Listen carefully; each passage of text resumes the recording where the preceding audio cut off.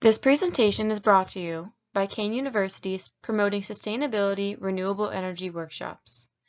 This PowerPoint will focus on wind power. Humans have a long history of utilizing wind power. Wind power became a staple in industrialization and was used to propel boats in the Nile River in 5000 BC. Water pumps were wind-powered and were developed by China in 200 BC and used in Persia as well as the Middle East to grind grain. European colonists brought wind power to America, which were used for sawmills, food production, as well as pumping water. Its common uses today are for rural or remote locations to supply power by wind turbines.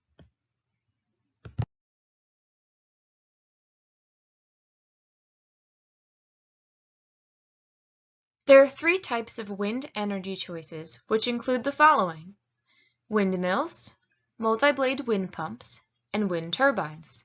This lecture focuses on the modern technologies using wind power, electricity generation with wind turbines.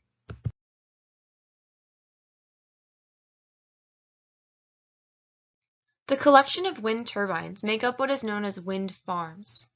Fields of wind turbines collectively convert the kinetic energy from wind into electricity units. California has the largest wind center in the United States with a 946 megawatt capacity.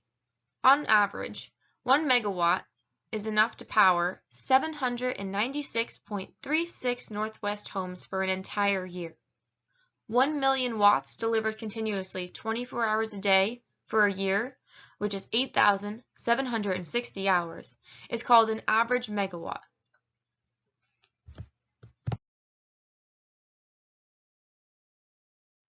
These images provide a visual representation of just how large these wind turbines are. Wind turbines are about 262 feet high and 14 feet in diameter.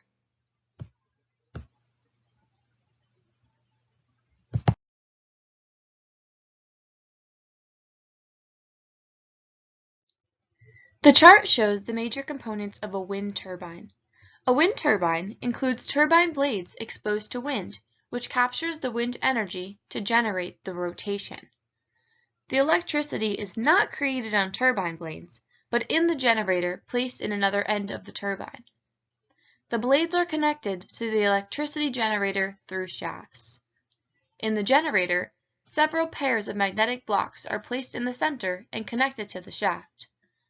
The shaft brings magnetic blocks rotating together. The wires placed on the generator's wall cut magnetic fields to generate electricity. The electricity generated in the generator is then transported to the grid. There is also an important component placed between turbine blades and the generator, which is called the gearbox. This gearbox functions to speed up the rotation in the shafts. The blade rotates slowly with 30 to 60 full rounds per minute. However, if we want to create an electricity that is good to transport to the grid, it requires a speed of at least several hundred of rounds per minute inside the generator. The gearbox inlet connects to the low-speed shaft, and the outlet connects to the high-speed shaft. There are several gears of different sizes in the gearbox, as seen by the chart on the right. Speeding up, slow rotation to high-speed rotation. Another two important parts in the turbine are the yaw controller and the blade pitch controller. The yaw controller controls the facing direction of the entire turbine, and the blade pitch controller controls the angle of turbine blades connected to the shaft.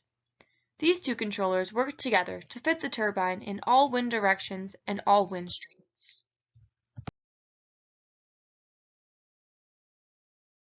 This image depicts how the electricity output is related to the turbine size. Pictured are three turbines with different heights and different lengths of blades. The smallest turbine, shown at the right, is 100 feet tall with blades of 12 feet long. This could generate electricity to meet the needs of one home use. If you could raise the height to 130 feet and blades to 70 feet, the output raises to 5,000 kilowatts, which could meet the needs of 100 to 150 homes. The size of blades raises 6 times, but electricity output raises 50 times. Similarly, the turbine with 260 feet height and 140 feet blades could generate electricity for 400 to 500 homes. You double the size and obtain 4 to 5 times more electricity output. This explains why people would prefer to have large turbines to create more electricity. This chart, on the other hand, shows the different turbine sizes and their electricity outputs. So far, we can build turbines with 125 meters high, which is already higher than the Liberty Statue. The output can meet the needs of 1,000 to 1,500 homes, so bigger turbines are under development currently. I told you that a collection of wind turbines creates a wind farm. There is currently a trend to build wind farms on oceans. These wind farms are called offshore wind farms. The wind on ocean is more consistent and stays stronger. They could build larger turbines and generate electricity for a city. There's obviously competition for energy sources. Some advantages of wind power include it being one of the lowest priced energy sources. It costs 1 to 2 cents per kilowatt hour after the tax credit that is received for having wind power. Jobs are produced for the turbine technicians. It's a clean fuel source, and wind power is sustainable. There are also, however, some disadvantages to wind power. Turbines might create a lot of noise for neighborhoods, and wildlife are affected, such as birds and bats, who do fly into the turbines, as well as the area being a large empty property and altering the potential wildlife habitats. A large space is generally required. It's far from cities that can use these energy sources, so most locations are in rural areas. This chart really drives home the point of the advantages versus disadvantages of wind power. For advantages, it's high net energy yield. They're widely available.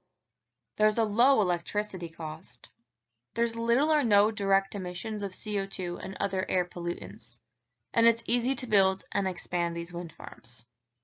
Some disadvantages include the needs for backup or storage system when wind dies down, visual pollution for some people, low-level noise bothers some people, and it can kill birds if not properly designed and located.